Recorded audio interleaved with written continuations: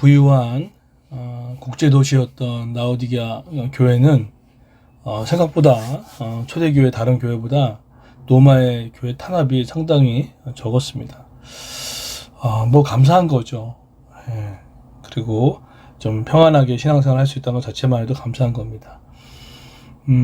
그런데 이 교회를 향해서 예수님은 어떤 칭찬도 없습니다. 무서운 책망을 하십니다. 당시 그 라오디게아는 식수가 이 부족한 뜨거운 물과 이 차가운 물을 수로로 이렇게 운반되어서 물을 사용했는데, 그 가정에서 물이 이제 미지근하는 그것을 보면서 신앙의 미지근함을 비유하면서 이야기를 합니다. 그들은 라오디게아 성도들은 자신의 생각하는 대로 부유하다, 괜찮다라고 이야기를 합니다. 근데 실상은 오늘 성경은 너희가 그렇지 않다라고 지금 이야기를 하고 있습니다. 왜 그럴까요? 그들은 어떤 일을 주로 했냐면 특산품과 양털을 만든 옷감과 안양을 팔아서 부자가 되었던 사람들이었습니다. 그런데 성경은 이렇게 얘기합니다. 너는 풍족하여 부족한 것이 없다, 조금도 없다고 하지만 실상 너는 비참하고 불쌍하고 가난하고 눈이 멀고 벌거벗은 것을 알지 못한다라고 이야기를 하고 있습니다. 그 겉에 보기에는 뭐 아무 일을 일어나지 않고 또 괜찮으니까 좀 부유한가 보다라는, 또 하나님의 축복을 준다 보다라는 생각합니다. 더 나아가서 그들은 우상을 섬기는 것을 꺼리낌 없이 섬겼습니다. 그러면서 재정이 쌓이고 또 평수가 넓어지고 아이들이 좋은 학군에 들어가고, 뭐 그것이 나쁘다는 게 아닙니다. 그런데 그것이 하나님의 축복인 것처럼 착각하고 있다는 거예요. 그것을 17절에 너는 비참하고 불쌍하고 가난하고 눈이 먼 것을 보지 못한다라고 얘기를 합니다. 그러니까 여기서 보면 하나님이 보시는 관점이 전혀 다른 거예요. 우리도 교회 안에 이렇게 있으면 겉으로 볼 때는 뭐 취업도 안 되는 것 같고, 뭐 삶도 열리는 것 같지도 않고, 또 여러 가지로 힘든데 영적으로는 너무나 귀하고 뜨겁고 또 단단한 믿음을 가는 것들을 볼 수가 있습니다. 그리고 그 와중에도 작지만 섬겨나가는 그 귀함들이 있어요. 물론 때로는 그것이 어려울 수도 있지만 꾸준히 하나님의 나라와 또 하나님 나라가 뭐 큰 게 아닙니다. 예배와 또 공동체와 그걸 귀히 여기면서 또 틈날 대로 자기는 부족하지만 또 자신의 선행으로 그 사람을 돕는 일들을 하는 사람도 있어요. 근데 세상 관점 봤을 때는 혀를 찰 때가 있죠. 쭈쭈쭈. 근데 반면에 이런 사람도 있습니다. 어떤 사람은 그런 것도 없어요. 반면에 그들은 그냥 물론 먹고 사는 게 쉬운 게 아닙니다. 그러나 그렇게 나아지고 편안한 삶을 보면서 하나님 나 이렇게 살아도 괜찮은가 보다라고 이렇게 착각하고 있는 것에 대해서 예수님은 뭐라고 합니까?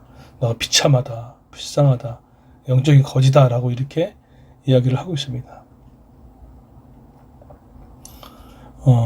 그래서 거라는 게 무엇입니까? 내가 부유하게 되려거든 불의 정연한 금을 내게 사고. 뜻이 뭡니까? 한마디로 뭐 하라는 얘기죠? 금처럼 단련된 믿음을 가지라는 얘기예요. 또 내 벌거벗은 수치를 가려서 들지 않고 흰옷을 사서 입어라.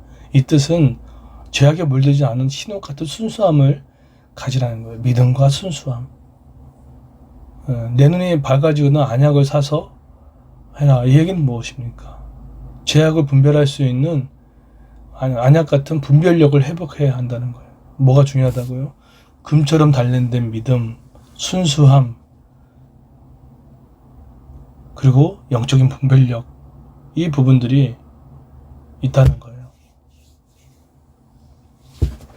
그런데 인생을 살아가다 보면은 때로는 우리가 미지근할 때도 있잖아요. 또 우리가 뜨거울 때도 있고. 근데 우리가 혹시나 그 부분이 너무나 오래되어 있다면 오늘 19절의 말씀을 기억했으면 좋겠어요. 뭐라고 얘기합니까? 나는 내가 사랑하는 사람은 누구든지 책망도 하고 징계도 한다. 그러므로 너는 열심을 내어 노력하고 회개하여라. 19절에 얘기합니다. 하나님은 자기 사랑하는 사람한테 책망을 한다고 얘기를 합니다. 오늘 책망하고 있잖아요. 징계도 하신다고 이야기를 합니다. 때로는 그들의 삶을 뜨거운 자리로 인도하여서 정말 수치를 믿음이 정결해지고 또 할 수 있게끔 징계도 할 때가 있습니다. 뭐 징계라는 게 다른 게 아닙니다. 저는 이 19절을 보면서 그렇구나. 하나님께서 사랑하는 사람에게 때로는 책망도 하고 내 속에 있는 그 영적인 부유함이 아닌 겉으로는 부유할지 모르겠지만 속으로는 거지 같은 걸 징계를 하는구나. 근데 오늘의 해결책은 무엇입니까? 열심을 내어서 노력하고 회개해라. 성경에서 많은 부분 간에 노력하라는 얘기가 별로 나오지 않잖아요. 열심이라는 단어도. 근데 오늘 구체적으로 얘기합니다. 열심을 내어서 노력하고 회개하여라. 너무나 중요한 것 같아요. 그런데 20절에 지금 예수님이 지금 어디 계십니까? 문 밖에 서서 있어요. 라도기아는 겉으로는 하나님을 섬긴다고 하지만 예수님의 자리는 문 밖에 있었습니다. 그러나 언제든지 너희가 문을 열고 들어오면 다시 들어갈 수 있다는 이야기를 하면서 언제든지 열어두신 다시 맞이할 것을 기다리시는 예수님의 귀한 사랑이 있습니다. 여러분 다시 한번 우리 한번 미지근한 이 신앙들은 더 이상 우리 이제 멈췄으면 좋겠어요. 차든지 뜨겁든 이제 둘 중에 하나 하십시오. 16절에 보면은 입에서 뱉어버리겠다고 이야기를 합니다. 촛대를 옮기는 경험을 해보셨습니까? 그것만큼 비참한 게 없습니다. 타담한 죄 보신 적 있습니까? 그것처럼 보기 싫은 게 없습니다. 그러면 지금 내 삶이 어려운데 힘든데 알아요. 자기 마음 가운데 그 중심을 하나님이 아십니다. 여러분 우리가 하고 있는 일 있지 않습니까? 세상 사람들은 연말이다 해서 마음에 드시는 부분이 있는데 다시금 붙잡았으면 좋겠어요. 지금 하고 있는 육아에도 최선을 다했으면 좋겠고요. 그것이 하나님의 일입니다.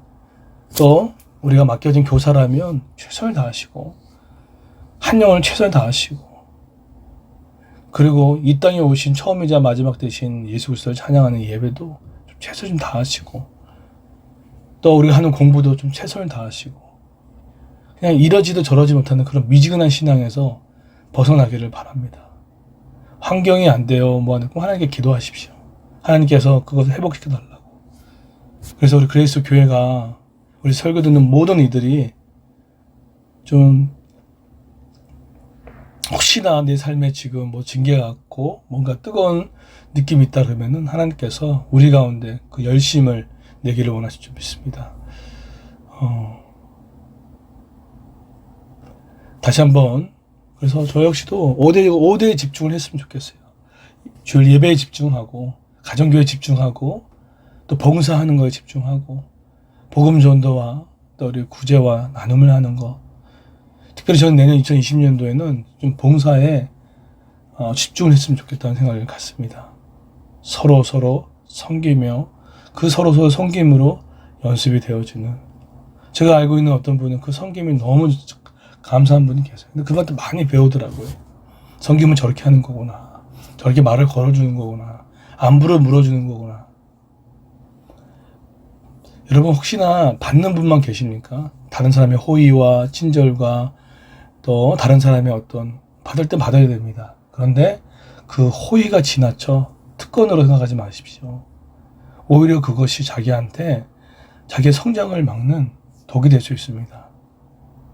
오히려 그럴수록 나는 누구한테 흘려보내나라는 마음을 갖고 하십시오. 나중에 해야겠지. 나중에 절대 못합니다.